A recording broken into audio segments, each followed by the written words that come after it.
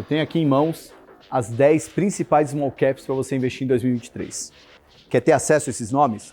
É só se inscrever no Small Caps Master, um evento online, gratuito, com os principais investidores de small caps no Brasil. Dias 22, 23 e 24 de agosto. Você vai receber essas 10 small caps, mais prêmios exclusivos que vamos sortear com os espectadores. É só clicar na tela, fazer sua inscrição e eu te vejo lá no evento. Então, assim, a gente tem uma visão, eu vou dizer, um pouco mais benigna de que as coisas estão indo para o lado certo. Eu ficaria muito mais preocupado com o mercado se a gente não visse uma desaceleração econômica americana. Porque aí sim eu vou precisar de juros de 6, de 7, de 8, e aí os meus ativos de risco se arrasam.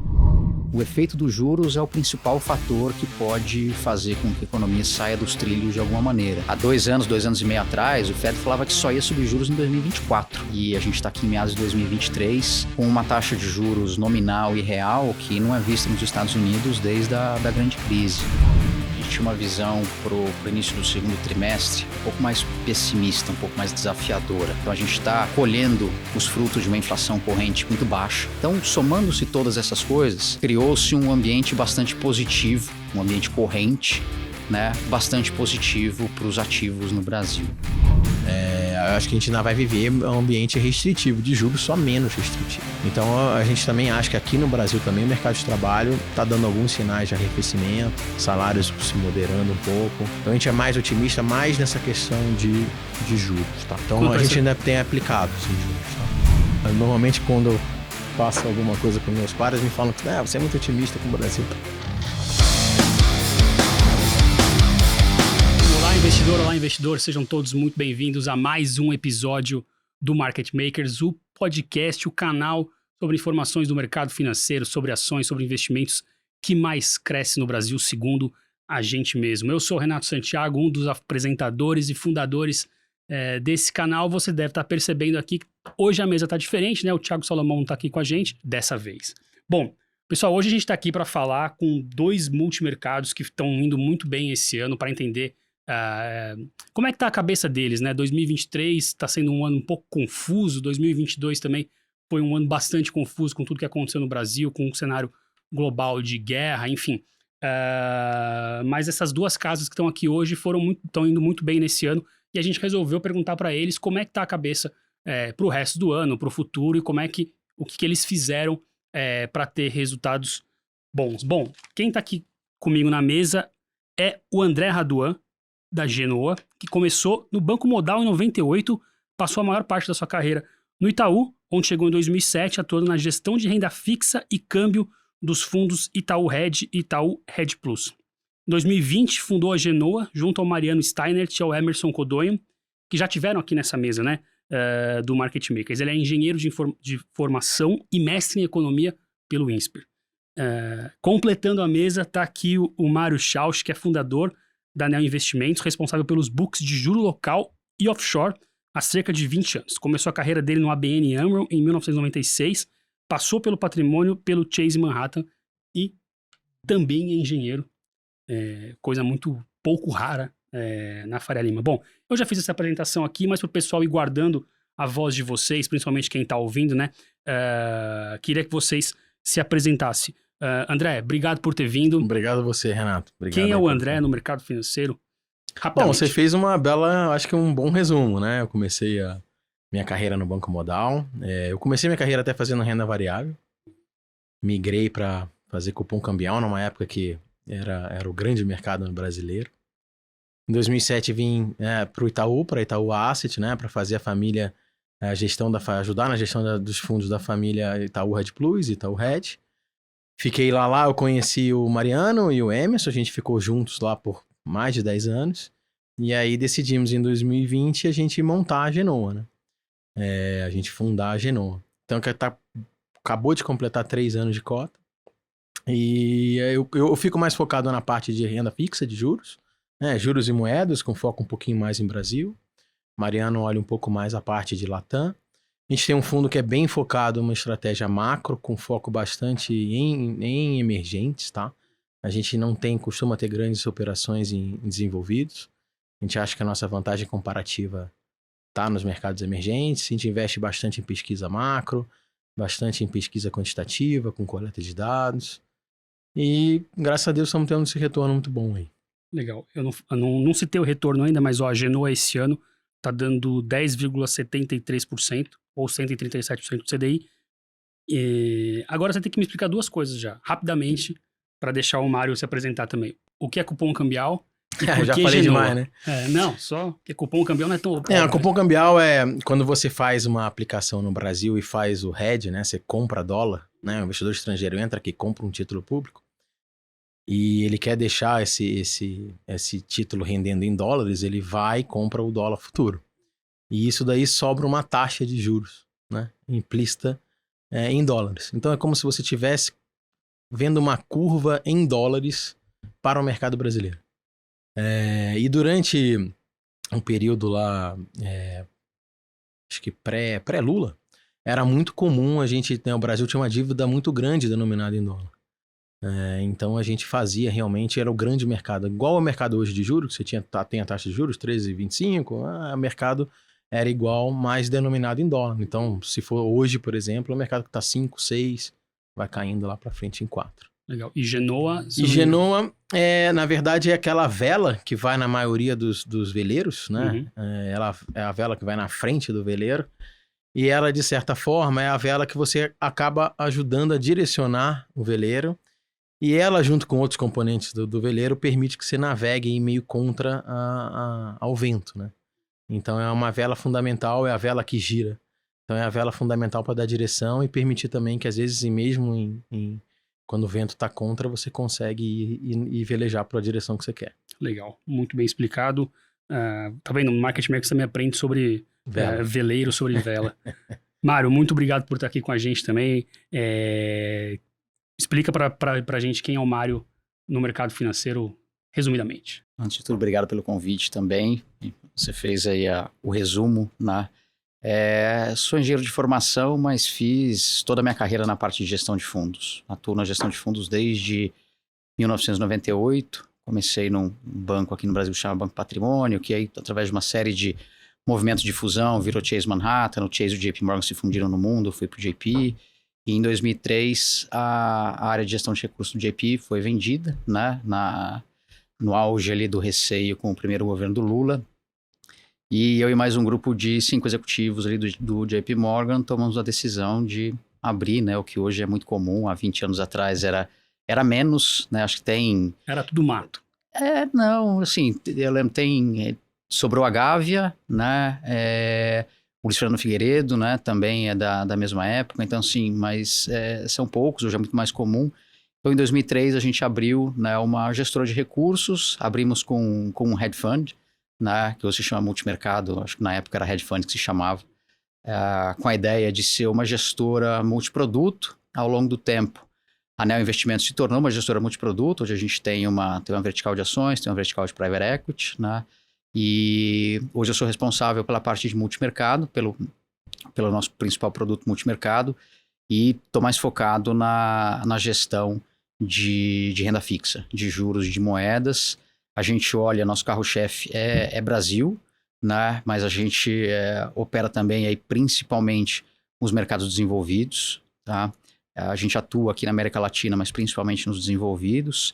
E a gente tem uma estratégia dentro do multimercado importante também de ações, né? Uma estratégia long short, com um sócio da ANEEL que participou da fundação, um sócio meu que eu conheço há mais de 20 anos também.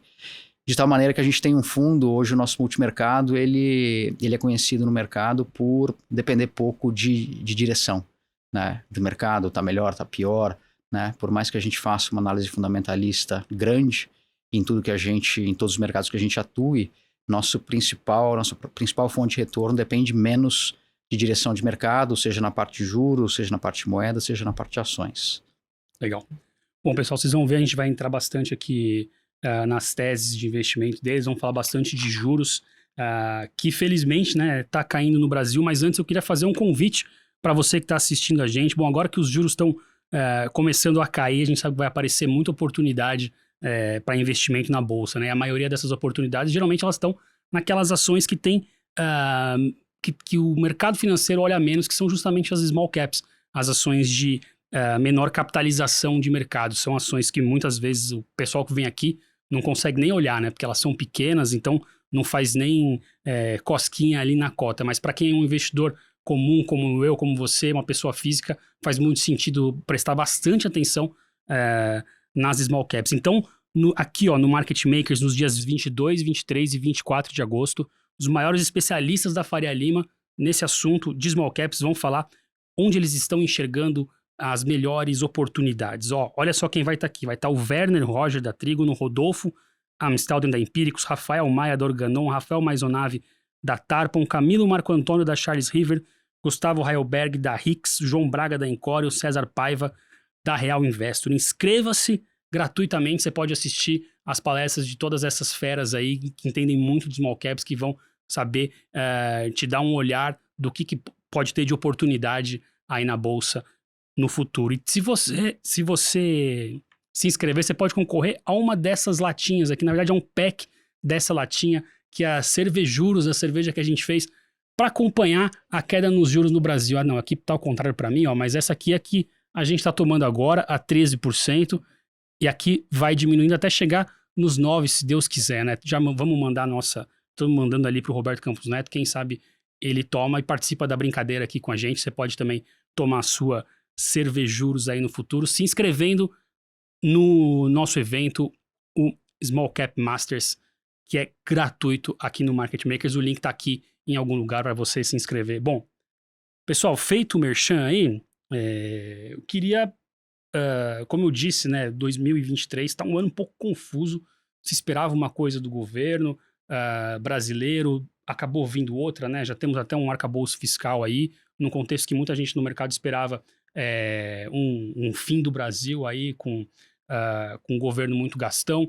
Nos Estados Unidos já se falava em hard landing, como se fosse falar em no landing, agora tem gente falando em soft landing, e vocês dois tiveram uma rentabilidade bacana nesse ano, né? Estão tendo uma rentabilidade bacana, a ANEEL com 9% no ano, a Genial, como eu falei, 10,7%. Eu queria que vocês contassem, como gestores multimercados, como é que vocês navegaram nesses primeiros 8 meses aí de mercado. Mário, se você puder começar. Tá bom, vamos lá. Acho que a maioria dos retornos que nós tivemos vieram da parte de juros aqui no Brasil. A gente tinha a seguinte visão no começo do ano, né? Vamos lembrar, né? No início do ano, o mercado nervoso, né? Não ajudando muito, o governo começou a dar canelada no Banco Central. A gente tinha a seguinte visão. Primeiro, o próximo passo de juros seria de queda. Tá? Com juro a 3,75, a inflação queria rodar esse ano a 5%, 6%, alguma coisa nessa faixa.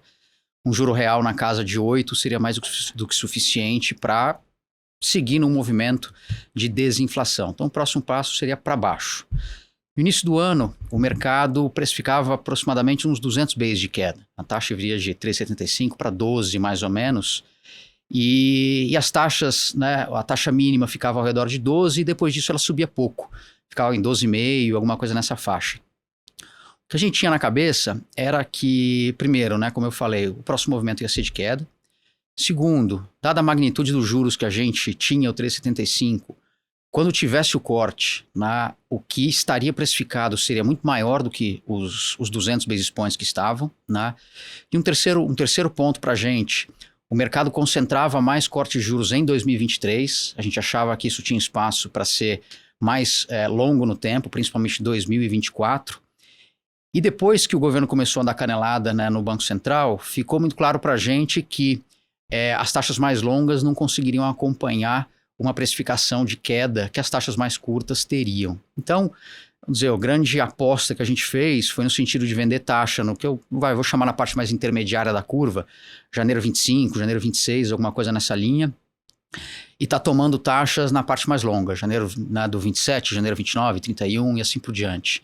Então, foram operações em que a gente não apostou necessariamente em quando o juro começaria a cair, a magnitude, né, vai para quanto vai, e muito mais na visão de que as taxas cairiam nessa parte intermediária da curva, bem mais do que na parte longa.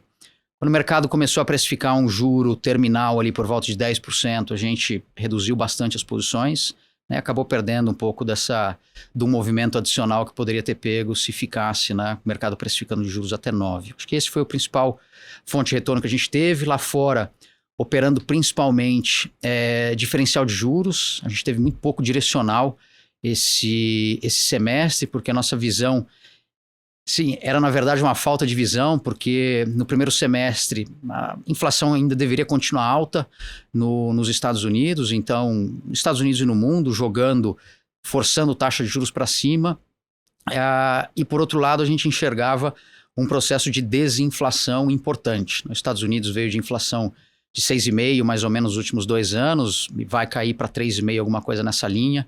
Então a inflação para baixo, né, estaria jogando a taxa mais para baixo, e por outro lado, né, a atividade ainda um pouco forte, os números correntes ainda não tão fracos, estariam deixando os bancos centrais mais cautelosos. Então a gente foi muito mais no diferencial de juros, olhando os países que têm inflação mais baixa lá fora, e a gente apostou principalmente vendido em taxa de juros na Suíça, e comprado, teve um pouco de Estados Unidos, teve um pouco de outros países da Europa, mas foi um lugar ali que a gente conseguiu também fazer um dinheiro importante na nossa cota. Me explica, Mário, essa primeira parte do Brasil aí, porque a gente aqui tem uma cabeça bem de ações, então captar exatamente como é que essa estrutura de juros que você explicou é um pouco mais difícil, pelo menos para mim. O pessoal que está assistindo é bem mais inteligente que eu, eles entendem na primeira vez, mas o que significa vender na taxa intermediária, tomar na parte longa? É um long and short com juros, é uma arbitragem?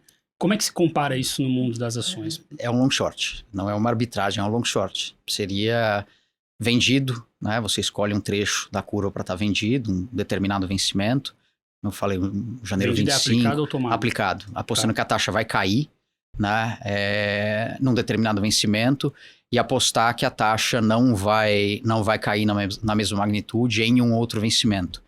De tal maneira que não precisa ser necessariamente do jeito que eu vou falar, mas a gente costuma operar bastante assim, né? Se as taxas caírem na mesma magnitude em todos os vencimentos, nosso resultado é zero, né? Ele é zerado. Uma taxa, né, a posição em um vencimento, ela compensa a posição em um outro vencimento. É o que a gente, né, no jargão, a gente chama do divi neutro, né? A gente costuma fazer bastante esse tipo de operação. Então, é um long short de taxa de juros. E aí, nesse contexto, qual que era a diferença de visão sua com o mercado, no geral? Acho que o mercado, ele apostava numa taxa, eu chamo de terminal, né, um ciclo de corte, que terminaria ali por volta de 12%, e a gente achava que seria mais baixo. A gente achava que uma taxa até 11 mais ou menos seria fácil cortar, até 10 a gente achava que era o limite de baixa que daria para cortar, e a gente não via as taxas mais longas conseguindo cair na mesma magnitude, tá? Então, hoje, para fazer uma comparação, né, eu falei, no início do ano, as taxas mais curtas eram 12, as taxas mais longas 12,5. Hoje as taxas mais curtas são 9, as taxas mais longas 11, 11,5, alguma coisa nessa linha. Então, as taxas curtas caíram bem mais do que essas taxas longas, né? Esse foi o principal viés que a gente foi adotando, especialmente até o final do mês de abril, né? E o que acabou trazendo os maiores retornos para a gente. E lá fora, essa venda no juro na Suíça e comprado nos outros países, qual que era a lógica disso, a visão também disso? A visão, se a gente olhar lá fora, especialmente olhando desenvolvidos, para facilitar um pouquinho a discussão, né, Suíça e Japão, via de regra, e não fugiu agora nesse pós-pandemia, são os países desenvolvidos que acabam tendo uma taxa de inflação mais baixa, tá? E o que a gente viu é que isso aconteceu, né? E outros países com taxas de inflação bem mais altas passaram a trabalhar com diferenciais de taxa de juros que não justificavam o diferencial de taxa de inflação. Vou pegar os Estados Unidos, que é um exemplo mais simples. Na Suíça, no pico da inflação, rodou com inflação ali perto de 3, mais ou menos. Né? Estados Unidos rodou a 6, 6,5. O diferencial de taxa de juros de 10 anos entre esses dois países rodou em alguns momentos um pouco acima de 1%. Né? com um Fed Funds que iria para 5 aproximadamente, uma taxa de juros na Suíça que talvez vá para 2, né? Então, ao longo do tempo, essa relação entre taxa overnight, taxas mais curtas e taxas mais longas, elas acabam, existe uma relação entre elas. E a gente viu que em determinados momentos essa relação ela não foi obedecida, né? Dando a oportunidade de montar operações com, vamos dizer, com uma relação risco-retorno que para a gente fazia bastante sentido. Legal. Bom, depois a gente vai falar sobre uma visão de juros daqui para frente, né? Agora a gente está falando primeiro do passado, então queria que o Aduan também explicasse. Mesma pergunta, Aduan, como é que foi navegar esses 8 meses aí complexos de 2023? Tá bom. Bom, você me roubou um pedaço do que eu ia falar, então vou ter que mudar um pouco do brincando. Não, mas assim, a gente tinha uma visão na virada do ano, voltando um pouco, tá? A gente viu durante a pandemia uns estímulos fiscais e monetários sem precedentes, né? Então, para as pessoas poderem ficar em casa, você teve que dar os vouchers, os cheques no mundo inteiro. E na maioria dos países, esses estímulos fizeram até que a massa salarial ampliada, ou seja, a quantidade total de salários, somando as pessoas que estavam trabalhando, somando os vouchers, tinham se até subindo em 2020, tá? Então, e o estímulo monetário, você cortou os juros até, né, a maioria dos países a 0, o Brasil cortou a 2. Eram estímulos muito grandes e a gente imaginava que, né, à medida que se sai da crise, você vai sair da crise. Era uma crise sanitária, não é uma crise especificamente de algum problema econômico em si, não tinha nada a ver com, por exemplo, 2008, que tinha uma super alavancagem no mercado de housing. Você tinha toda essa alta de juros, né? Que você tinha que, de alguma forma, resolver tirar esses estímulos todos que foram dados. E já no final do ano passado, a gente começava a ver que toda essa alta de juros que tinha sido feita já começava a impactar um pouco, principalmente no setor industrial, tá? Outra parte também relevante desse processo inflacionário foi o que a gente chama, né, dos problemas das cadeias, né? Então, né, vários suprimentos faltaram, houve a guerra na Ucrânia, que também faltou um pouco mais de suprimento. Então, grande parte dessa inflação, ela era, não sei se grande parte, mas um pedaço relevante dela ela era ligados aos industriais, que era ligados a esses problemas das cadeias. E que a gente já estava vendo a normalização bem mais rápida, tá? Com o fim da pandemia. Então, a gente tinha uma visão de que as taxas de juros, embora elas pudessem, né, nos Estados Unidos, por exemplo, ainda subirem mais, né? Os emergentes, principalmente, já tinham feito o grosso do trabalho, né? O Brasil, por exemplo, chegou a 3,75, se eu não me engano, no segundo trimestre. Quase todos os países que a gente cobre do universo Latam também já tinham feito, né, a maioria da alta de juros já no ano passado. Então a gente imaginava, como o Mário falou, que assim, que a próxima o ciclo seria um ciclo de queda de juros. Tá? Então a gente já estava vendo também essa grande desinflação no setor de industriais. E a gente, né, faltava um pouco, né, e que é o último que vem, é a desinflação no setor de serviços. Né? Mas em países, por exemplo, como o Brasil, o setor de serviços, você acaba tendo muita coisa que é inercial. Muita coisa olha para a inflação passada. Então, por exemplo, a taxa de aluguel, elas são renovadas à medida que a inflação ficou alta no passado. Então, quando você tem um benefício da inflação, né, de industriais caindo, a inflação de alimentação, que teve um choque positivo caindo, você, de certa forma, começa a cair serviços um pouco depois, né? Porque a inflação ficou baixa lá atrás, vai ficar baixa para serviços daqui para frente. Então, a gente procurou operações que são essas, que são aplicadas em juros, tá? Num universo que a gente cobre, que tem um pouco de desenvolvidos, então a gente chegou a fazer um pouco no início do ano, lá, posições ligeiramente aplicadas. Houve a crise lá do Silicon Valley, que até acelerou um pouco esse processo, né? Jogou aí uma nova dimensão ao aperto monetário, né? Ou seja, o aperto monetário de alguma forma gerou um problema bancário, que de alguma forma gerou um aperto maior nas condições financeiras. Né? Hoje a gente já vê que não foi tão grande quanto a gente imaginou lá atrás, mas ainda assim teve algum. Então, assim, grande parte dos nossos resultados vieram dessas posições aplicadas, tá? Tanto em Brasil como no universo Latam, Chile, um pouco de México. E aí, como estava falando anteriormente, sim, isso também afeta as moedas, né? Então, assim, estava comentando da Suíça.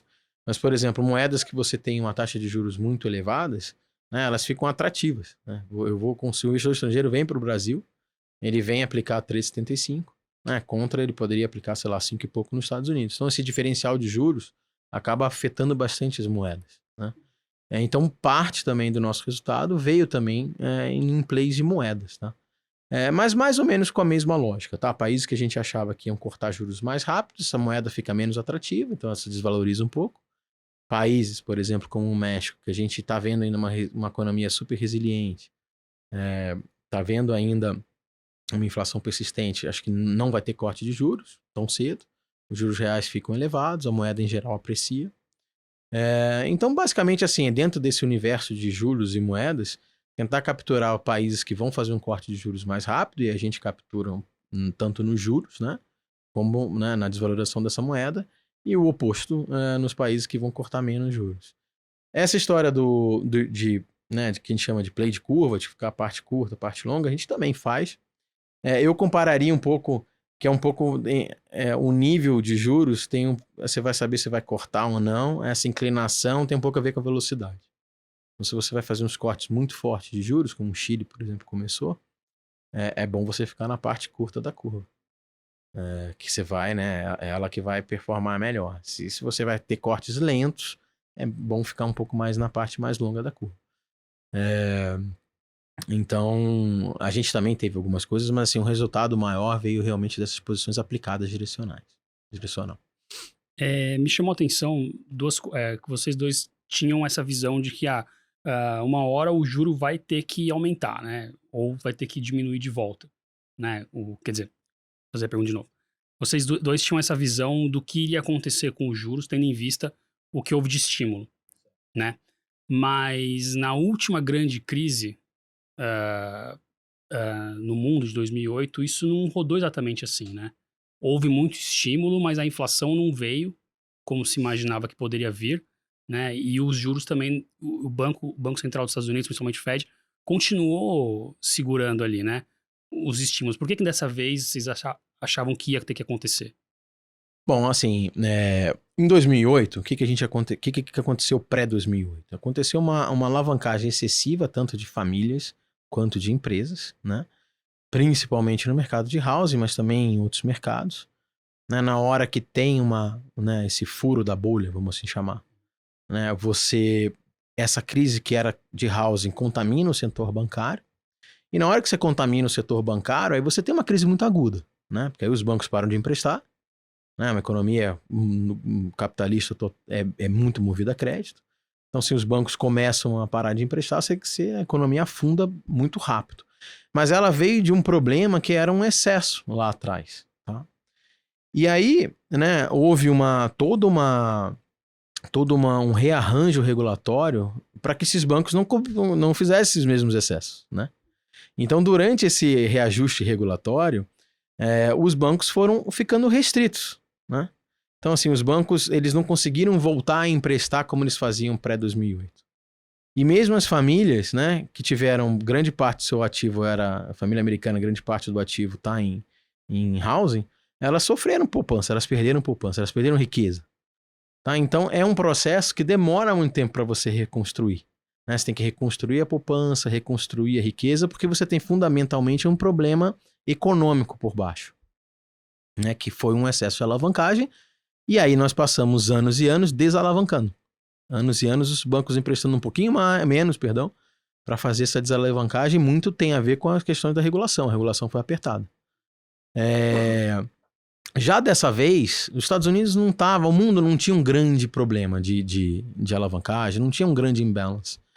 E aí entra o Covid, que é um fator totalmente exógeno, externo. É uma crise sanitária, não é uma coisa que tinha por trás um fundamento problemático, tá?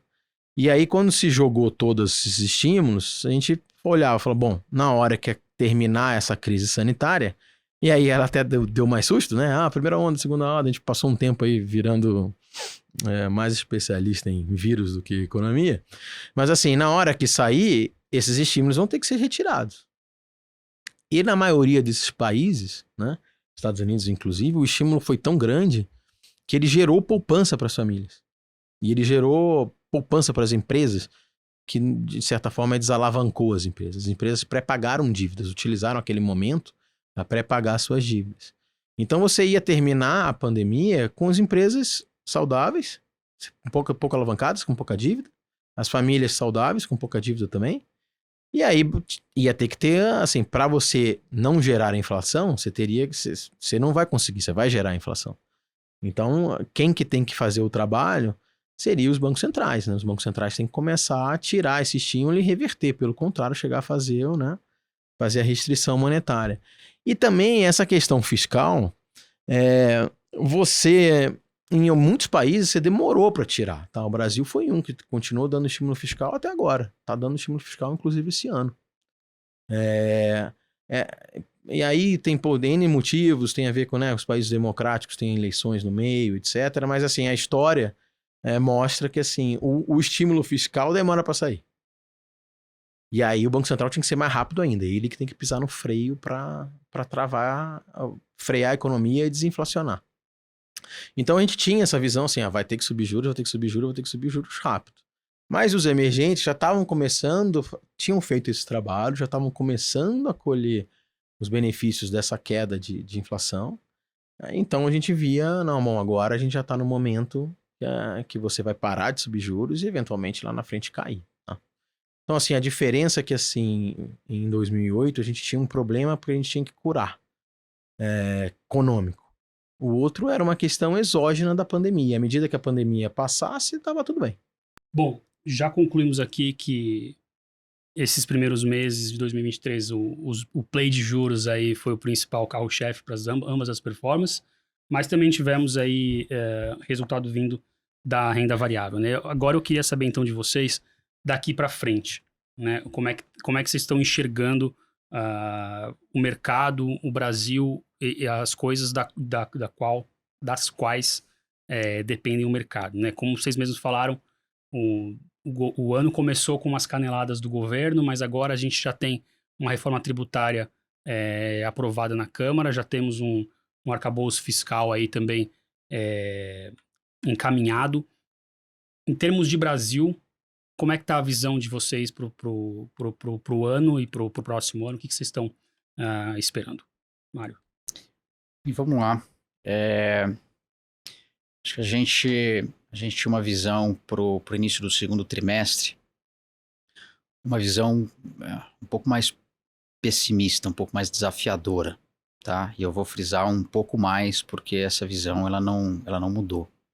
Tá? Acho que tiveram coisas ao longo do segundo tri que foram importantes no sentido de não inviabilizar, acho que especialmente olhando a parte fiscal, né, inviabilizar o que precisa ser entregue no ano de 2024. Então, o projeto de lei do CARF, né, a decisão do STJ para os benefícios fiscais de algumas empresas que pode ajudar na parte de arrecadação. Então, isso eram coisas que, se não acontecessem, para a gente inviabilizaria a conversa sobre um déficit primário zerado para o ano de 2024. Né? Então, que é a promessa do... Que é a promessa, né, que está aí no arcabouço, né, a promessa, etc. Então, acho que esses pontos foram positivos. Tá? 2024 ainda é um desafio grande, tá, na nossa visão. Tá longe de estar dado, acho que na ANEEL, pelo menos, assim, longe de comprar uma visão de que um governo é fiscalista ou coisa do tipo. Tá? Acho que teve esse ponto positivo. A gente viveu ao longo do segundo trimestre um processo está vivendo ainda um processo de desinflação aqui no Brasil grande, tá? O Padua citou algumas vezes a parte de industriais, né, que acabou demorando um pouquinho mais, mas veio no segundo tri. A parte de alimentação veio com muita força, e são dois componentes, né, bastante voláteis na parte de alimentação. Então a gente está colhendo os frutos de uma inflação corrente muito baixa, né, aqui no Brasil. E teve um terceiro fator, aí mais nos meses de maio e junho, que na nossa leitura foi o fato do mundo comprar a história do soft landing nos países desenvolvidos. Tá? Então, somando-se todas essas coisas, né, criou-se um ambiente bastante positivo, um ambiente corrente, né, bastante positivo para os ativos no Brasil. Né? Posto isso, né, então aqui no início de agosto, né, a gente tem um cenário, né, a gente tem um mercado onde o ciclo de juros está precificado com queda até 9, né? Na ANEEL, particularmente, a gente tem uma visão de que vai ser difícil essa taxa vir para baixo de 9. Acho que precisam ter alguns checkpoints que vão dar certo para a taxa chegar a 9, né? Então, o fiscal precisa continuar evoluindo, a inflação precisa continuar vindo em patamares comportados para que a gente tenha aí uma inflação que rode na casa de 4%, alguma coisa nessa linha, e o Brasil consiga trabalhar com o juro real perto de 5%, né?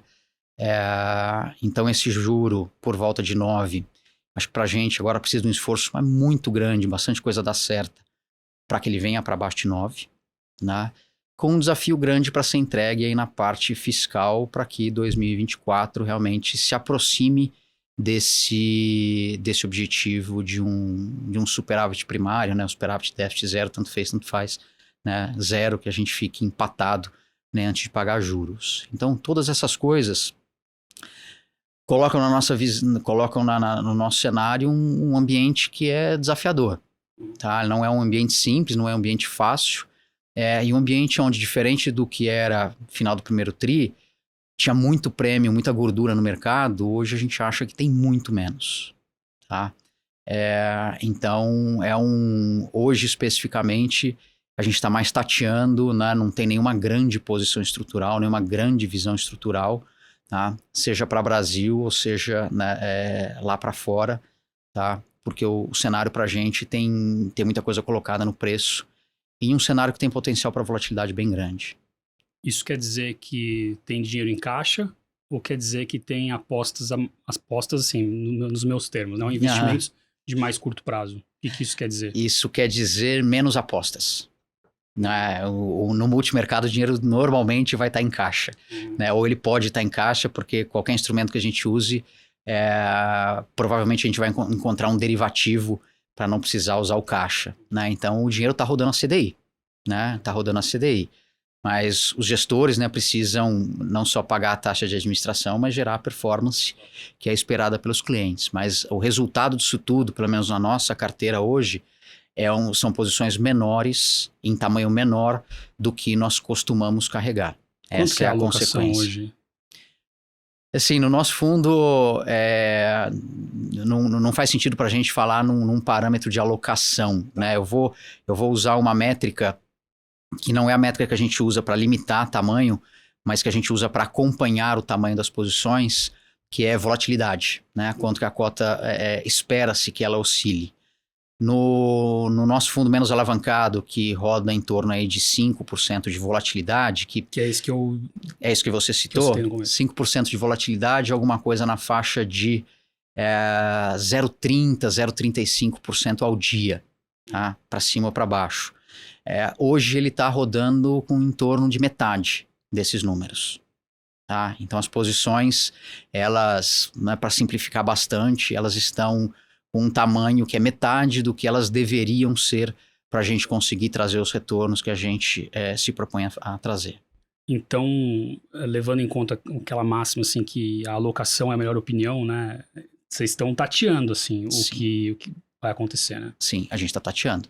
Né? Seja em Brasil, onde a gente acha que tem um cenário em juros especialmente muito bem precificado pelo mercado, com pouco espaço para decepções, e lá fora onde o soft landing, né? A visão do soft landing está predominando, claramente pela dinâmica de preços,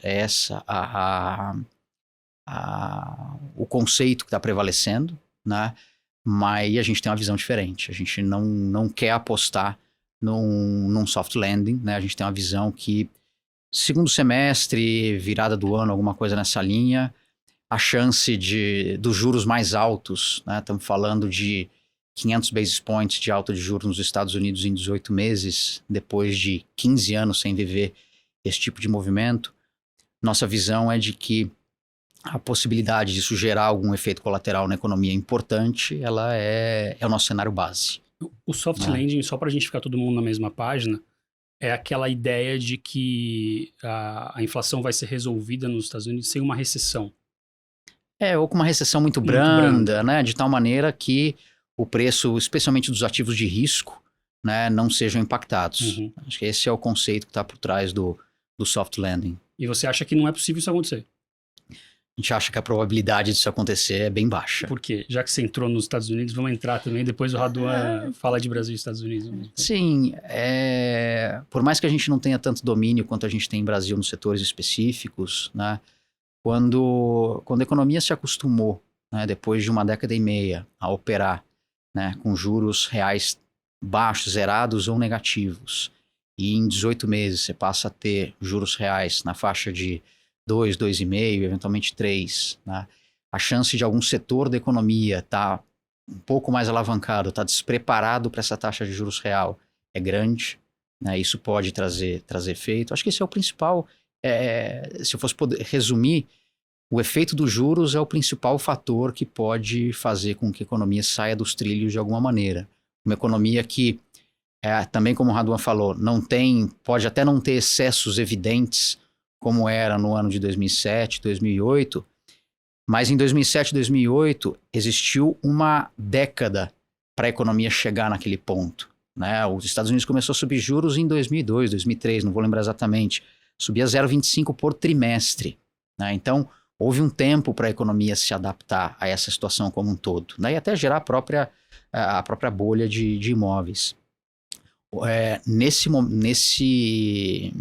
período que a gente está vivendo, né, vamos lembrar, há 2 anos e meio atrás, o Fed falava que só ia subir juros em 2024, né, e a gente está aqui em meados de 2023 com uma taxa de juros nominal e real que não é vista nos Estados Unidos desde a grande crise. Então, não é um call específico de algum setor, né, mas são setores que, no nosso ponto de vista, deveriam sofrer, tá?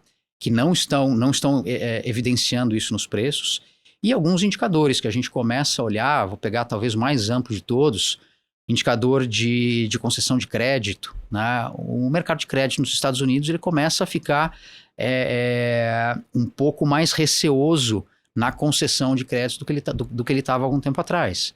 E se você olha as relações que isso tem, né, com atividade, com preço, né?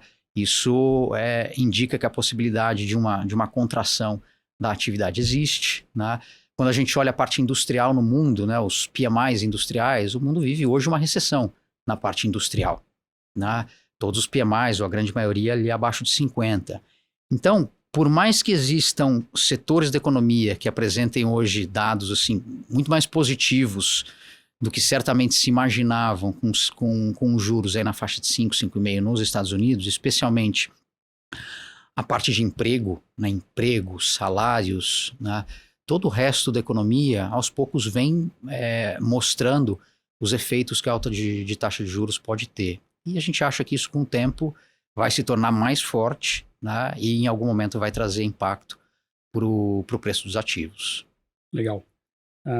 Raduan, agora a sua vez. Como é que está a sua visão para daqui para frente, né? Já falamos bastante sobre o que garantiu a performance até aqui, o que garantiu o resultado do fundo até aqui. Queria que você desse também a sua visão para o Brasil daqui para frente, já abordasse também os Estados Unidos. Já entra porque está muito relacionado. Não, óbvio. E eu concordo bastante com o que o Mário expôs antes. Assim, tem uma diferença que está acontecendo agora, que a economia, ela desde a pandemia, ela está trabalhando com, ela está com muita questão setorial, né? Então Você tá falando de Brasil? de Estados Unidos, Estados Unidos, Brasil também, mundo Tá. inteiro. Então o que você tem, né? Você tem setores, né, como o setor industrial, que você vive sim uma recessão, tá? Eles são setores que era para viver a recessão antes mesmo, porque eles são mais sensíveis a juros, né? Então, sei lá, não tirar nem raso, falar automóvel, né? É um item que é caro, então é sensível a juros. Você já vê no mundo inteiro que tem uma desaceleração de demanda evidente. Uhum. Mas o setor de serviços continua muito forte. E o que aconteceu no setor de serviços foi que durante um período, logo após a reabertura, e desde até agora, você não teve a oferta necessária para fazer o preço não subir, né? O preço, no fundo, vai subir se você está, né, com mais demanda que oferta, né? E oferta no setor de serviços é emprego. Basicamente, não tem setor financeiro, etc., mas assim, é muito ligado ao emprego, né? Então, durante muito tempo, os Estados Unidos viveu uma situação de que você tinha mais ofertas, ainda tá, mais ofertas, mais vagas abertas do que pessoas desempregadas. Né? Isso daí você faz uma inflação, né? A inflação sobe, você tem que subir salários para conseguir contratar e por aí vai.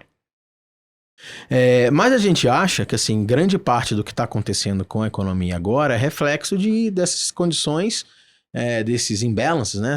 Que ocorreram um ano e pouco atrás, tá? Taxa de juros está restritiva, eu acho que isso aí não é mais um debate. E dá para ver que a taxa de juros está restritiva justamente porque foi comentado do crédito, né? Você consegue ver o crédito desacelerando tanto para housing quanto para consumo. Todo o crédito americano está desacelerando de uma maneira mais forte para investimento. Então você vê que a gente está tendo ali uma contração monetária, que a gente chama, né? Você está puxando ali, o juros está jogando contra. Ao mesmo tempo, o que a gente acha que não aconteceu da economia ainda entrar numa recessão é porque ela vivia nesse mundo super aquecido ainda, né? Não deu tempo ainda dessas coisas todas entrarem no preço. As pessoas estavam com poupança. A gente calcula que a poupança geral da economia está meio que voltando aos níveis pré-pandemia agora. Tá, esse dinheiro foi consumido, essa poupança extra tá acabando de ser consumido agora. Tem um evento importante agora, por exemplo, em setembro, outubro, que é o fim do... os Estados Unidos deixou os estudantes sem pagarem os loans, né? Agora voltam a pagar. Só lembrar que tem algum pedaço ainda de medidas pandemia que é só agora que estão saindo. Então, assim, é um processo mais lento mesmo, que precisou de mais juros, vai precisar de mais juros, mas que a gente acha que vai fazer efeito, tá? Não é que quebrou a história, não é que juros agora pode subir e que a economia não vai desaquecer. Não, ela vai desaquecer. Ela vai desaquecer numa outra velocidade. E agora a gente está achando que está começando a ter alguns sinais de que começou a chegar no mercado de trabalho, tá? Ainda, né, são esse número de vagas abertas que está caindo, um pouco nos salários, os salários estão, né, a alta dos salários está desacelerando. Então, assim, a gente tem uma visão, eu vou dizer, um pouco mais benigna de que as coisas estão indo para o lado certo, tá? Eu ficaria muito mais preocupado com o mercado se a gente não visse uma desaceleração econômica americana. Porque aí sim eu vou precisar de juros de 6, de 7, de 8, e aí os meus ativos de risco se arrasam. Quando eu vejo as coisas minimamente funcionando, beleza, você tem um outro risco, que é o outro risco do hard landing, né? Eu também não acredito nessa questão do soft landing, que é uma desinflação mágica, não vai ter. A desinflação vai ter que passar por um aumento de desemprego, tá? Pode ser que esse aumento de desemprego seja menor do que normalmente foi, por conta dos mesmos efeitos que eu comentei no Brasil, né? O setor industrial desaflaciona bastante o headline. Quando cai o headline, você acaba vazando aí para o núcleo de inflação. Pode ser que seja menor agora. O headline, desculpa. É a inflação cheia, tá, né? Você tem inflação cheia, que são todos os itens, e o que a gente chama de núcleo, que em geral é a inflação mais persistente, que em geral é mais ligada a serviços, salários e afins. Mas uma contamina a outra, tá? Assim, em geral... Para o Brasil, bastante, porque o Brasil tem muita coisa que olha para trás, Estados Unidos menos na inflação, mas também contamina. Então, assim, talvez a alta de desemprego pode ser menor do que a gente, né, seria em outros momentos, mas ela vai ter que acontecer. Então, assim, a gente acha que não tem um hard landing, mas também não pode ser tão soft assim, tá? Mas assim, eu não vejo isso como necessariamente um cenário muito ruim para o emergente, tá? Porque de alguma forma também a gente tem o buffer dos juros. Agora o juro está lá em cima em 5,5. Vai para 5,75. Se a gente chegar no momento que a gente está vendo uma recessão mais profunda, você tem gordura para queimar pelos juros. Os Estados Unidos vai conseguir cortar juros, tá? E aí segurar minimamente essa recessão. Então eu não diria que a gente acredita num soft landing no sentido de que uma desinflação milagrosa. Ela vai ter que subir, né, desemprego, mas eu acho que tem alguns elementos que a gente pode escapar de uma big recessão, tá? Provavelmente a gente vai ter alguns 2 trimestres aí negativos, 3. Uhum. De PIB. De PIB. Tá. Agora, se o desemprego não subir, eu tô errado, tá? O desemprego Tá. tem que subir. Tá. Se o desemprego não subir, o juro vai ter que continuar subindo, porque a desinflação não vai acontecer. É que a gente acha que o desemprego vai agora começar a subir. A partir sei lá, se não... Tem uma nesse correlação semestre... direta, em tese, entre o aumento da taxa de juros e o desemprego. Exatamente. E essa questão fiscal também, que agora começaram, ainda tinha alguns resquícios de detalhes aí de pandemia aí que estão saindo. E para o Brasil a gente também segue um pouco mais otimista, assim. Mas otimista principalmente nessa questão da inflação, tá? A gente acha que a gente ainda tem parte da inflação, que essa parte inercial que ainda está alta. Por exemplo, aluguéis é um item que o primeiro item negativo de aluguel foi agora. Que não faz sentido, né? Vai cair aluguel. Assim, não é cair nominalmente, mas vai desacelerar. Inflação de aluguel não pode ficar alta, porque o GPM está menos 7%, 8%. Então esse é um item que vai cair, tá prometido que vai cair, é questão de tempo. Alimentação fora do domicílio é outro item que está super alto ainda. Vai cair também. Então assim, a gente acha que tem ali, para os juros ainda, melhora de inflação para acontecer dentro do núcleo. E mesmo na taxa, né, mesmo na parte de crescimento, a gente já está vendo um pouquinho mais de desaceleração econômica, principalmente agora nessa virada do segundo para o terceiro tri, tá? Nada que vai jogar o país numa recessão, mas a gente acha que, né, de novo, esse impacto atrasado aí dos juros, né, que a gente chama de lag, continua batendo. Só lembrando que os juros ainda seguem restritivos, né? Assim, esse corte aí que está sendo, né, pensado ainda é só para tirar ainda o grau de restrição, tá? A gente teve uma queda aí de 0,5 ponto percentual, nada. Continua 3,25. Mas mesmo falando que a gente vai chegar perto de 10, 9,5. Essa cervejuros aí vai demorar pra essa cervejuros aí já tá mais perto do neutro, mas ainda assim é restritivo. E ela só deve chegar lá no meio do ano que vem. Tem alguma definição de que é taxa de juro neutro? Não, tal, mas acho que a gente ainda vai viver um ambiente restritivo de juros, só menos restritivo.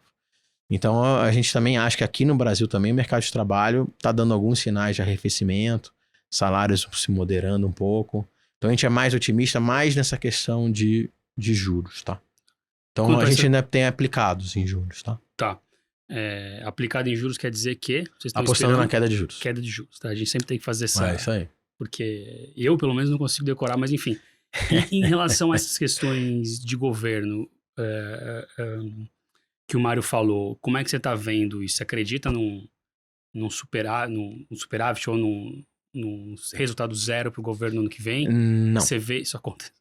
Não, eu não vejo, mas assim, eu normalmente quando eu faço alguma coisa com meus pares, me falam que você é muito otimista com o Brasil e tal. Não, eu acho que realmente assim, o governo quer perseguir, tá? Ele vai perseguir.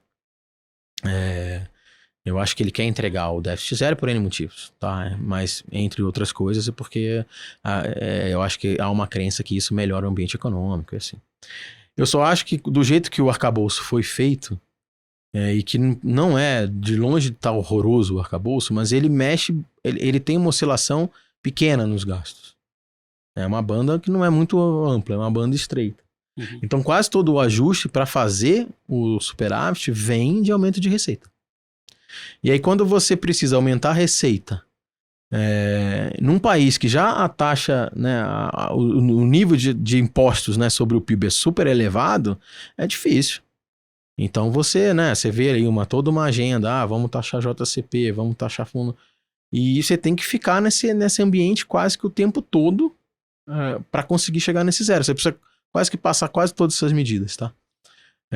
Então a gente acha que não vai acontecer o zero. Nossa estimativa é algo como um meio, que também não é o fim do mundo, tá? Ninguém vai morrer por causa disso. Dentro do universo global, de emergente, se olhar só o número, o déficit de meio tá super, super tranquilo, tá na banda de cima aí dos déficits, dos melhores déficits, né? Mas assim, eu acho que o zero é bem difícil, tá? Outra coisa que assim, que preocupa, eu acho que um pouco, e aí eu vou falar só um pouquinho de juros, preocupa um pouco essa composição do Banco Central, tá? Não sei se você ia entrar nesse assunto em algum momento. Fica à vontade. Mas né, a gente teve uma decisão que foi uma decisão dividida. 2 membros que foram membros mais, né, que votaram por uma queda de juros menor, saem no final do ano. Então acho que causa alguma apreensão ao mercado também, que vão ser substitutos, né? E acho que é inegável que a gente está trabalhando para um Banco Central um pouquinho mais, no jargão a gente chama de dovish, que é um Banco Central, sei lá como é que traduz, pega leve. Pega leve. Eu resumo o seguinte, parece um Banco Central que talvez se contente com a inflação dentro da meta. É isso. E não dentro no centro banda, da né? meta, né? Da banda, né? A gente fala de uma meta 4,5 central. não em 3. 4,5, né? 4,5 é a parte de cima, né? O teto da banda, né? Uhum. Então, 4 cumpriu né, o objetivo? Cumpriu, mas não é o centro, né? Uhum. E a gente, nos últimos anos, né, buscou, o Sim, Banco Central buscou buscou muito o o centro. O problema é que você não busca o centro, você erra o centro toda vez, você tá no 4. Aí, pô, o centro então é 4. Então a banda bota mais um e-mail em cima, né? Uhum.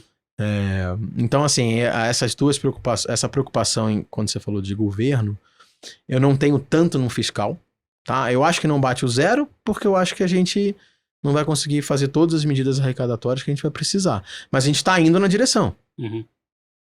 Eu me preocupo um pouco mais com o Banco Central. E o que pode trazer de problemas aí, né? A gente tem uma... Porque o CMN, né?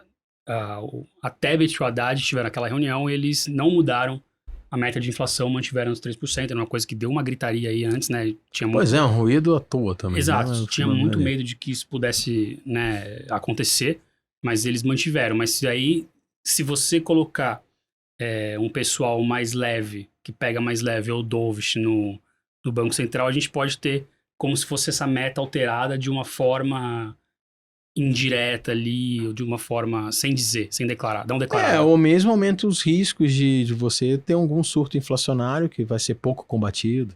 Uhum. Eu acho que é menos a história da inflação 3, 4. Faz diferença, óbvio que faz. Mas assim, aumentar os riscos de cauda da inflação subir muito. Mas isso... Eu acho que não é um tema para agora não, tá? Tá. Mas como você me perguntou um pouco na questão do governo, Sim. fiscal, eu acho que assim, o Ministério da Economia está fazendo um bom trabalho ali nessa parte fiscal, tá? Uhum. Depende muito da arrecadação, então depende menos deles, mais de Congresso. Mas eu acho que eles estão indo nessa direção. Tá. Estão tentando cumprir. Tem CARF, tem várias medidas lá que estão na direção, tá? E acho que se não saírem essas, eles vão propor outras. Me preocupa mais essa questão do Banco Central, porque ali eu acho que tem um risco que não é muito bem entendido, vamos assim, pelo governo. O quanto que isso afeta a operação ali de vocês, ou os modelos, ou... Porque, assim, é uma hipótese que é um pouco longe, né? Sim.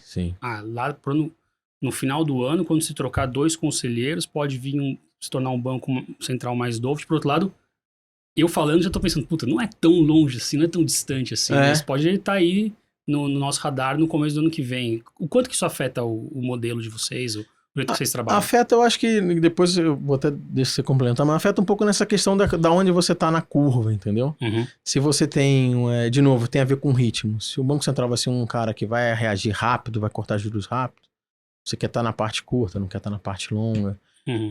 Você quer estar em NTNB, porque Tá. NTNB você está protegido de inflação, você quer estar mais inflação implícita. Então, assim, muda. Mas, de novo, é um pouco isso, tá? Primeiro a gente vai ter que ver as sinalizações desses 2 membros atuais que estão lá. Uhum. Eu acho que a sinalização do comitê como um todo vai ser dura, tá? A partir de agora. Eu acho que eles não vão ter uma sinalização, como você usou o termo? Leve. Por um tempo, Uhum. tá? Porque, de fato, você acabou de fazer uma decisão que foi um pouco acima do que o mercado imaginava. Então, assim, acho que tem que, de algum tempo agora, ser um pouco duro. Acho que eles vão vir duro. Então, mas assim, não é contínuo. Então, vamos ver a sinalização desses 2 diretores que entraram agora. Quem é que vai entrar lá na frente? Né? Mas assim, eu acho que essa aí é o que me preocupa mais dentro do arcabouço Brasil, tá? Eu sou menos preocupado com o fiscal. Não acho também que solucionou todos os problemas fiscais. Longe disso. Mas o arcabouço tira o risco eminente de uma ruptura. Então, assim, eu acho que a gente pode se frustrar o ano que vem, mas tá dentro do jogo. O que me preocuparia mais é se a gente tiver um comitê muito, muito tranquilão. Tá. Mas você acha então que não vai vir mais meio na próxima? É isso que você quer dizer? Não pode Eu ser acho que vem mais meio. Tá. Eu acho que parte do mercado acho que pode acelerar para 75, tá? Eu acho que não. Entendi. Então é isso. Eu acho que não. Amanhã tem a ata da inflação, a gente vai saber melhor, mas eu acho que não. Amanhã é terça, então para que você que tá ouvindo, você já sabe. Ou que tá assistindo a gente no YouTube. Mário, você quer complementar com alguma coisa? Não, acho que o Raduan colocou bem. Acho que é um risco. É um risco que provavelmente para se materializar demora mais do que esse horizonte que você falou, de 6 meses, alguma coisa nessa linha. né? Porque são coisas pequenas que vão acontecendo, é um choque, né? Ou pode ser um choque pequeno que não é combatido, né? Uma gasolina, né? Que começa a ficar muito defasada aqui dentro e, poxa, agora não dá mais para subir, mesmo que a Petro queira, né? Pô, vai atrapalhar muito a inflação, né? Então, assim, começam a existir discussões que trazem ruído, né? Não é uma discussão limpa, né? Já não, a inflação está mais alta, você tem que subir juros, né? Você tem que buscar o centro da meta. O centro da meta é o alvo. Qual que é o alvo? É o centro, ou se rodar perto do topo da banda tá bom também, né? São dúvidas que vão surgindo, que trazem ruído e acabam sendo riscos de cauda, né? É mais um risco de cauda que é encarado como qualquer outro risco de cauda, né? Você tem que estar atento, entender eventualmente se existir algum ativo que te traga assimetria para ganhar nesse risco de cauda, tentar apostar nisso, né? Não gastar muito dinheiro com esse tipo de coisa. Então é um risco de cauda, é dessa forma. Vocês falaram bastante de ruído, e esse ano foi um ano que acho que os gestores foram colocados à prova aí, né? Com a questão de ruído, desde de que o Lula ganhou a eleição lá atrás. Ele deu logo uma entrevista bastante positiva ali quando ele assumiu, né? Falando que tudo ia ser respeitado. Depois ele deu uma entrevista não tão boa assim, né? Ali no negócio da transição. Depois começou a bater no Banco Central. Como é que foi lidar com essas questões? Foi péssimo. Sim. Ou é mais do mesmo também, né? Porque a gente mora no Brasil, né? Então, eu classifico mais na linha do mais do mesmo, tá? A questão política, seja no Brasil, países emergentes, é uma questão que sempre vai estar sempre tem que ser acompanhada de perto. Esses ruídos vão acontecer o tempo todo, né? Você tem que estar alerta para o que pode acontecer, né? Vou pegar aqui uma coisa que me tira o sono, né? Como será a reação? E não estou dizendo que vai ser para um lado ou para o outro, tá? Eu não sei como será e por isso me deixa preocupado. Como será a reação, né, do conjunto, economia, política monetária, governo, quando alguma decisão mais difícil tiver que ser tomada, né? Até agora a gente não teve nenhuma decisão difícil de verdade para ser tomada. O arcabouço foi colocado, mas foi colocado com uma gordura boa para aumento de gastos, né, com uma visibilidade de aumento de gastos para os próximos anos. A tentativa de se buscar o equilíbrio de contas está sendo feito via aumento de receitas, né? Então, é um caminho que é positivo, está na direção correta, né? Mas a execução não é simples. Então, se as coisas, eventualmente, você tiver que tomar alguma decisão difícil, né, de não aumentar um determinado gasto, né, ou de ter que aumentar imposto contra o que a maioria do Congresso está querendo, tá se colocando. Então, são essas coisas que fazem parte do nosso dia a dia. E o fato, né, do governo ter feito um discurso logo depois de ter vencido as eleições, e eu vou me lembrar, foi no dia 18 de janeiro, né, o Lula deu uma entrevista ali onde ele, canelada foi pouco, né, ele deu um carrinho por trás ali, né, com o pé alto no Banco Central. Então, aí você vai ajustando, né, sua visão. Eu, por exemplo, depois daquela entrevista do 18 de janeiro, minha visão em relação às taxas longas mudaram completamente. Não existiria espaço para elas caírem na mesma magnitude, né? Então, no fim, o ruído acaba virando sinal, né? Porque uma declaração do presidente nesse sentido, você tem que se mexer. Sim, tem. Né? Então, não é tão ruído assim. Tem que selecionar, né? E tem ruído que acaba virando sinal. Se a dinâmica do último Copom é um sinal, né? Se for um ruído bem grande, tá? Quase na linha do sinal, né? Mas o futuro vai ter que comprovar isso. Né? O futuro tem que comprovar. Pelo menos é a postura que a gente adota ali, né? Não tem grandes certezas. Né? Essa dinâmica do Banco Central que você falou, da última ata do Copom, você está se referindo ao voto do Roberto Campos Neto, que foi junto com o do Gabriel Galípolo. Os dois diretores, né? Os diretores novos que entraram, de né? queda de meio. Já são diretores que fizeram parte da maioria, enquanto a equipe que estava lá e que votava, né? Votou até o último Copom pela manutenção, foi uma equipe que ficou em minoria. Né? Então, que será que isso significa? Né? São ruídos. E o que mudou lá? Você mexeu na curva ali?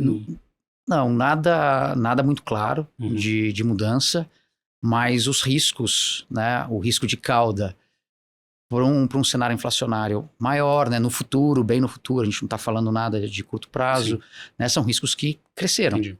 Né? Não é que tem nenhuma certeza, nenhuma evidência. Eu acho que não vale a aposta. Tá. Tá? Como você falou, a sua convicção na sua alocação, eu acho que não vale a aposta.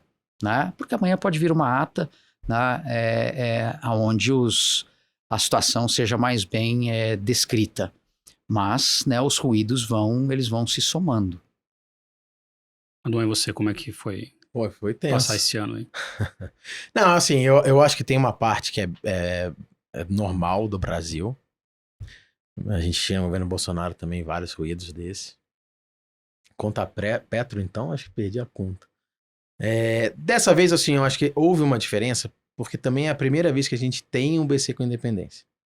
Então é a primeira vez que tem um presidente com o Banco Central indicado pelo antecessor. Uhum. Então foi um ruído, digamos que assim, novo, vai. A gente não via um presidente tão...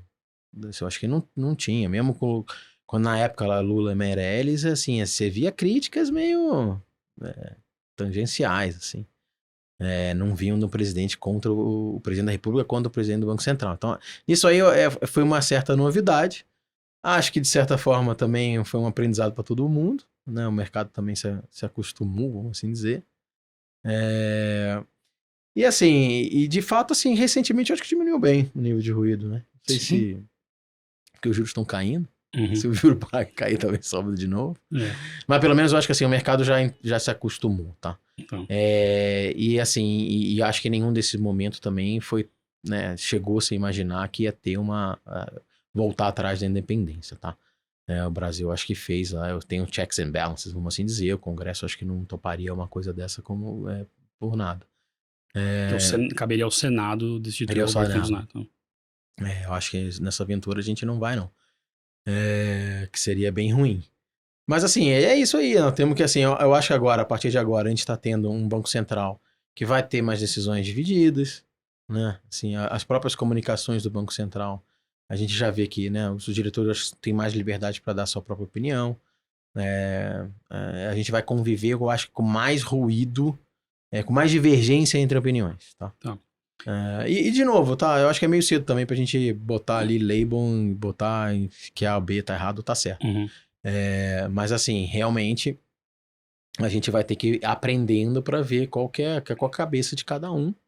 E antigamente a gente tinha um comitê que normalmente andava junto. Agora a gente provavelmente vai ver essas decisões mais divididas. Lembra um pouco o México é um pouco assim. Uhum. Um cara vota numa e fala uma coisa, e o outro fala completamente diferente. Aqui eu acho que organizava um pouco mais para chegar a uma decisão mais consensual. Isso Também aí vai mudar. O cara que lida com emergência, ele tá sempre mais acostumado com uma baguncinha, né? Não tem jeito. Pessoal, então só pra gente resumir aqui, Radon, sua visão para juros e inflação no que vem, qual que é? A gente acha que ainda tem uma oportunidade aplicada nos juros, porque a gente acha que essa inflação ainda vai ceder nos núcleos, tá? Eu acho que agora o ritmo vai ser... Em algum momento eu acho que o ciclo vai ter que ter uma sequência maior que 50, tá? Vai fazer um 7,5 em algum momento, mas não agora. Então naquela que a gente comentou no início, eu acho que a velocidade agora é um pouco menor que a velocidade que o mercado pretende, ou tem no preço. Então a gente está aplicado um pouquinho mais nos vértices um pouco mais longos, tá? Mas a gente acredita que uma desinflação esse ano, algo como um 4,6 é bem factível, para o ano que vem algo como um 3,6, tá? De inflação. A atividade, a gente acha que tem esse processo aí de 2, 3 trimestres próximos de zero para negativo, tá? Mas agora também com essa queda de juros, né, que a gente imagina que vai acontecer até o ano que vem é um ano já bom de volta. Então, assim, por isso que a gente tem uma visão, acho que mais otimista. A gente tem posições também menores em renda variável, em bolsa, a gente tem um direcional. A gente também reduziu muito porque, né, foi pro preço a ideia, mesmo nos juros a gente reduziu também, porque também foi pro preço. Né, o 9 tem algumas coisas a acontecer para dar o 9. Não é, a gente acha que vai, mas assim, precisa ficar checando ali a planilhinha do Legal. checklist. E você, Mário, qual que é a sua, rapidamente? A gente acha que o cenário para juros vai ser um pouco mais brigado para ele chegar nesse 9%. É factível? É factível. Né? Só que, acho que o Raduan colocou bem, você precisa... não tem muita gordura para coisas darem errado. Né? Então, tudo continua... Eu falei aqui há pouco tempo, né, que os últimos 2 meses foram meses de notícias bastante positivas, não só para o Brasil, lá fora, etc. Acho que as coisas têm que continuar dessa maneira. E a gente tem um pouco mais de reticência em propagar, né, isso que aconteceu por muito mais tempo. Então é uma relação de risco-retorno que para a gente exige mais cuidado. Legal. Gente, a gente está meio nos finalmente aqui, mas tem só mais uma pergunta que eu queria fazer para vocês sobre, a gente já falou de Brasil, já falou dos Estados Unidos, mas o Brasil anda muito sempre perto da China, né? E aí a gente está, rapidamente, só para a gente encerrar aí logo pro nosso ping-pong, queria saber, a gente tá vendo aí... Rapidamente de China é difícil. Fácil, né? Tá fácil. Bom, vocês podem demorar então, porque eu tô trabalhando, vocês têm que voltar a trabalhar, né? Então, eu queria que vocês dessem a visão de vocês, porque tem se falado até em japonização da China agora, né? Com a economia não crescendo tanto, uma possível bolha imobiliária se formando lá, ou já é realidade, não sei. Qual que é a visão de vocês para a China e o que pode afetar no Brasil? Mário, Quer falar, Mário? começa você com a China. É um assunto, sim, bem difícil. Tá. Né? Primeiro é uma caixa preta, né? Nossa visão é que tem vários, ou tem embelezas importantes lá dentro, tá? Você está falando de 20 anos, mais ou menos, de crescimento de economia que foi muito pautado na alavancagem, crédito para infraestrutura. O que a gente vê na parte de housing é um pedaço disso, né? Isso isso já dá sinais de cansaço há muito tempo, né? Acho que o governo, de maneira correta, não reage de forma tão abrupta à desaceleração da atividade, né? Dando novos estímulos, ou estímulos nas mesmas magnitudes. Então, vai na direção correta. A grande dúvida que fica, e aí, assim, é debate a gente pode ter vários episódios, né?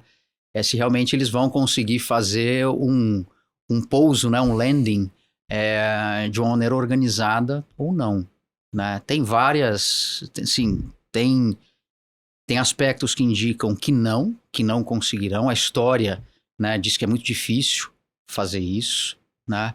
Por outro lado, é uma economia totalmente controlada, uma economia que é levada à mão de ferro ali pelo partido, né? Uma economia onde o indivíduo, né, as liberdades e direitos individuais não existem, então o que precisar ser feito vai ser feito. Assim, eu não, como apostas, né, a gente não tem nenhuma visão muito, muito clara, muito evidente do que fazer, porque pra gente é meio uma caixa preta aquilo ali e vamos acompanhando, tá? Muito rapidamente ficar olhando de longe. Raduan. Eu concordo, eu ia acrescentar só que... então, eles estão com um problema de reestimular a economia.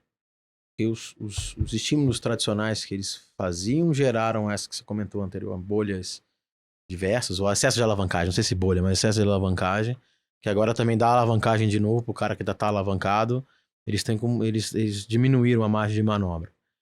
E tem algo assim que, e aí de novo, é um papo também longo, mas que não vai ter conta muito para fazer, mas que tem feito a gente pensar bastante, a China sempre foi, ela sempre teve um fluxo de investimento muito grande do exterior. Não só de capital, mas também de FDI, né? Que é o investimento direto, né? As pessoas construíam fábricas lá, né? Era a manufatura do mundo, lá. Desde o problema com a Ucrânia, a gente tem visto esse investimento de direto colapsar. Não tem ido mais. Mas qual é a relação exata? A relação é que se você imagina que é o tal do nearshoring, né? Tá. Você começa a fazer agora as plantas, as fábricas perto, ou mesmo dentro dos Estados Unidos, né? Porque você, a qualquer momento, você pode ter um problema de suprimento, de cadeia, etc. Então, eu acho que esse problema, que já era um problema meio estrutural, de uma dificuldade de você ter como estimular a economia pelos caminhos tradicionais, Podemos até em demografia, que a demografia também piorou bastante. Eu acho que adicionado a essa questão de uma queda mais rápida do investimento estrangeiro, a gente está mais pessimista, a gente fica mais pessimista. Tá? A gente exprime esse pessimismo, não agora exatamente, mas assim, na moeda chinesa, tá?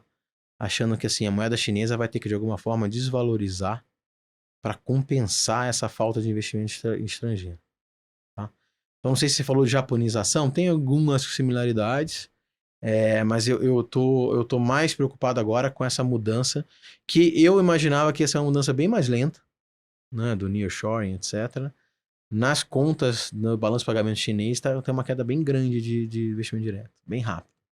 E isso pode trazer consequências para a Bolsa Brasileira aqui, né? A gente tem... Sim. O Brasil é um exportador muito importante para a China. Sim. As partes de commodities, eu não sou um grande especialista, mas a gente também não tem grandes posições, não. A gente não é muito otimista. Mas é difícil, né? China é tudo mais complicado mesmo. A gente não tem os dados na ponta do lápis. Caixa preta. Caixa preta, mas assim... Eu tô um pouco mais preocupado, porque eu acho que agora juntou meio que... Estão juntando duas coisas, tá? Já não tá juntando um problema que é mais estrutural, um problema que virou a chave agora desde a guerra da Ucrânia. E é interessante isso acontecer agora, porque em alguns programas, meses atrás, existia uma expectativa de que a China fosse fazer a retomada e fosse crescer bastante, né? E isso não... Teve, né? Nos serviços ali, na reabertura, mas... Não foi aquela explosão que se esperava. Bom, gente, já estamos aqui com o nosso tempo quase se esgotando. Bom, passamos por muita coisa hoje, né? Aprendemos muito sobre juros, né?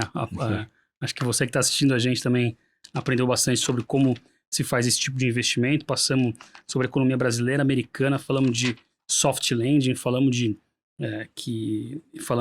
até da China, do possível soft landing da China, que não deve acontecer, né? Então agora vamos para o nosso ping-pong aqui. Vocês receberam a lição de casa, né?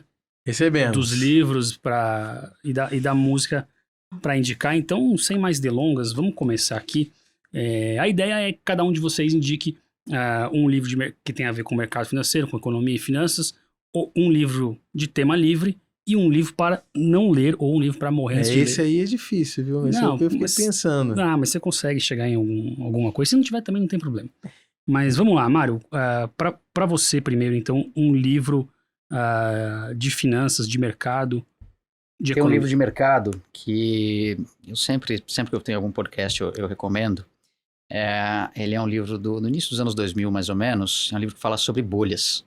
História das bolhas, né? Infelizmente, nossa vida é muito curta e a gente não consegue viver o ciclo de bolhas que o mercado é capaz de criar. Então, bolha existe desde que os mercados existem. Então, é um livro que se chama Devil Take the Hindmost. Né? O diabo leva o que ficar por último. Né? Então, é um livro que organiza um pouco a história de bolhas de mercados, né? Não necessariamente mercado financeiro, começa ali a falar de bolha de tulipas na Holanda, né? A parte de ferrovias, assim por diante. Bem legal. Eu ia numa biografia do próprio Warren Buffett mesmo. Não sei se é o melhor de todos os livros, mas eu li recentemente. A Bola de Neve. Eu acho que é a única autorizada dele. É bem intimista, conta histórias bem detalhadas da vida. E eu acho que deixa a mensagem principal, e eu não sou um cara de renda variável, mas deixa a mensagem principal de você ter um método. Ele tem um método. O método dele, ele segue esse mesmo método há muito tempo. Eu acho que isso daí um pouco falta no mercado. As pessoas às vezes têm um jeito, aí muda, aí tá 19 anos na ANEEL, é o mesmo jeito, né? É por isso que dá certo. Então, a minha indicação é mais uma biografia. Legal.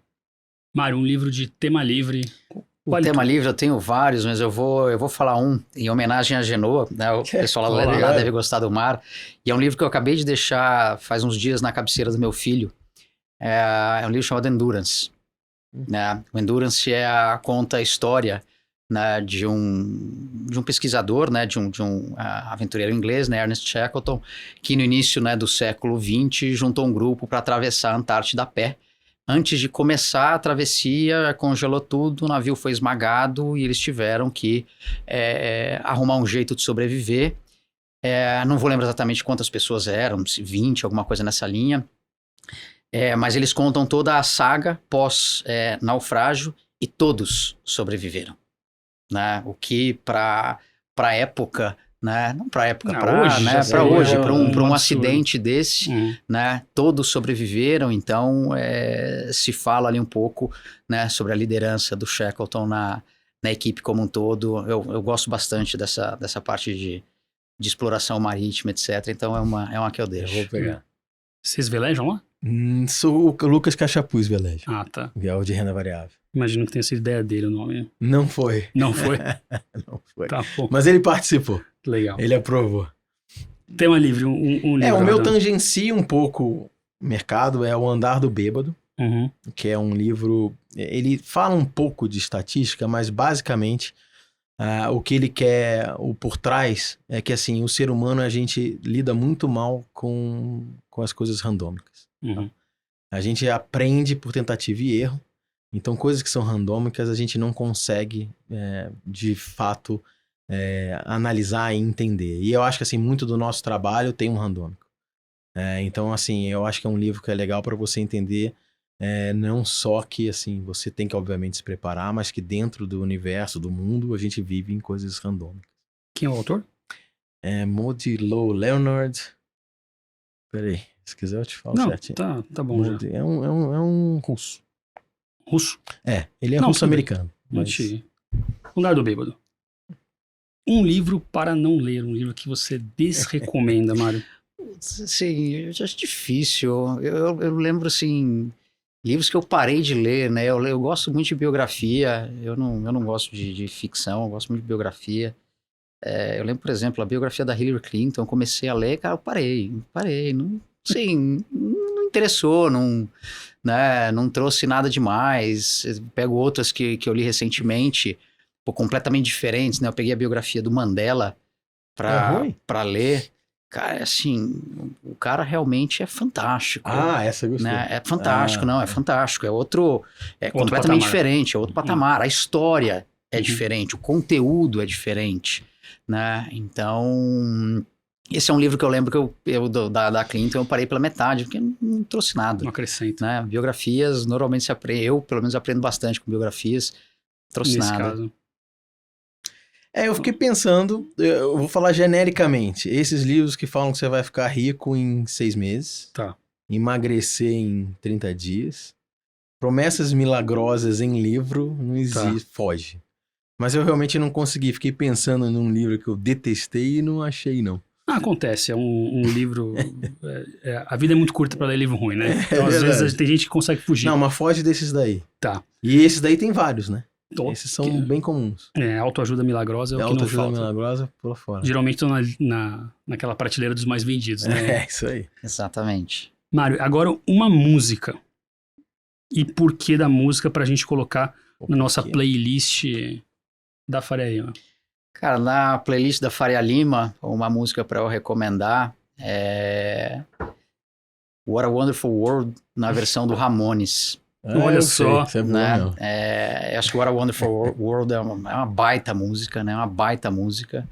E a versão do Ramones conseguiu colocar um ritmo ali mais adequado para os tempos atuais, vou dizer assim. E por que você gosta? Por que você escolheu essa música? Pela combinação dessas duas coisas. Acho que a letra, né? Eu acho que a letra é fantástica, né? E só que é um ritmo, né, mais lento, etc. E quando o Ramones coloca, né, num ritmo mais pesado, acho que é uma combinação que fica muito boa. Legal. Eu tinha escolhido Strawberry Fields Forever, dos Beatles. Mas principalmente porque eu gosto da letra e de tudo, da melodia, tudo. Mas eu gostei do Ramones. Pode ser Psychotherapy do Ramones também. Para o mercado financeiro, acho que é bom. Bom, vamos ver se você vai ser autorizado a colocar duas. Tá. Não, pode ser a primeira então. Só que eu bom. peguei a ideia, você falou que era bom para o mercado financeiro, Psychotherapy é bom também. Legal. Para todo mundo.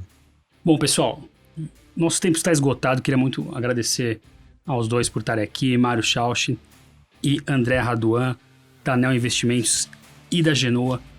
Foi um prazer recebê-los aqui e contar a história dos multimercados de vocês que estão tendo uma excelente performance nesse ano. Obrigado pelo convite. Obrigado pelo convite. E você não deixe de se inscrever aqui no canal do Market Makers, não deixe de curtir esse vídeo. Ajuda muito a gente quando você curte, né? Que leva o nosso... ensina o algoritmo a levar o nosso vídeo para mais gente como você que gosta de mercado financeiro. Então a gente fica por aqui no próximo episódio. Salomão vai estar de volta, não se preocupe. A gente se vê na próxima. Um abraço, tchau, tchau.